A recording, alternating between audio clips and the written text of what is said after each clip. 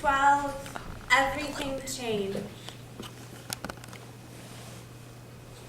One day, little bumps grew on my back. I had heard stories about little bumps growing on little girls' backs. Myths, perhaps. Little creatures living in little bumps, or something caught in there. What was caught in there? In my back? All the other little girls I knew had these smooth backs. I peeked at their backs in gym class. Small peeks, so no one would think I was weird. Their backs were all different shapes and colors. Some brown, some peach, some pasty. But they were all smooth. So I changed into my running clothes in the bathroom, far away from you and you and you.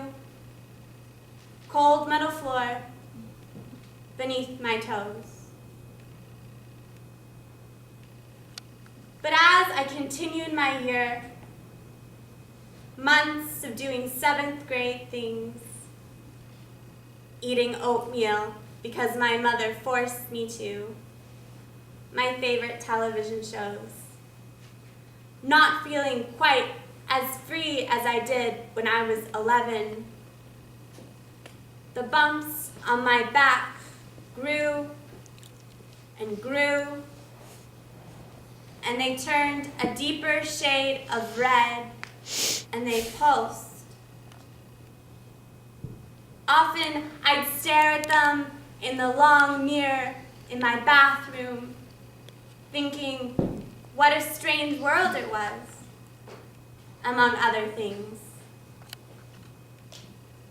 My brother would knock on the door.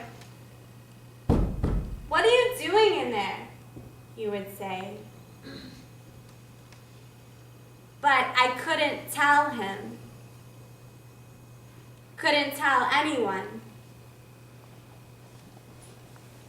So I went to the doctor alone and sat on his table, skinny legs dangling. The doctor's face was big and red, and he said, "There must be something wrong with you. I just don't quite know what it is yet." And then, one day, in the middle of winter, I woke up. It was cold, and the heater was broken, and I didn't want to get out of bed. But I went to the bathroom to take one of those really warm showers. And as I was undressing, I turned to look in the long mirror. Where there were bumps before, there were now wings. And they were tiny, but they fluttered. And I didn't know how I felt about the wings. They were frail, so frail. Maybe beautiful, I thought, if you looked at them under a certain light. But they weren't beautiful if you looked at them under fluorescent lights. They were an odd color of orange, a pumpkin color of orange, and they were so...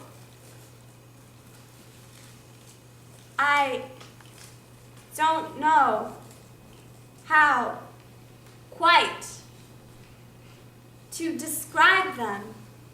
Except in the morning, it felt like I had rubbed sandpaper on my back.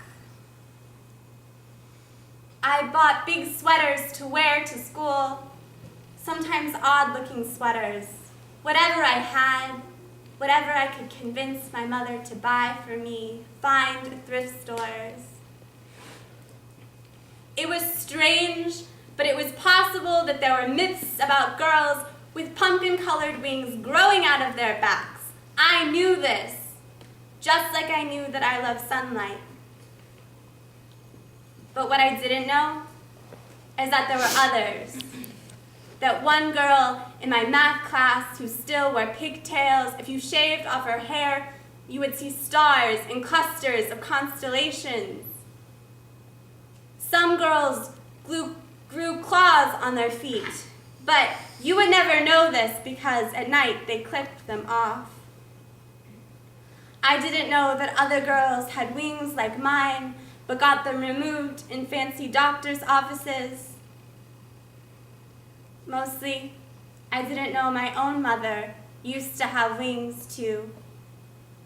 She wore big shirts so you couldn't see them, but it would explain why she always walked with her shoulders hunched over. They weren't pumpkin colored, but they were wings.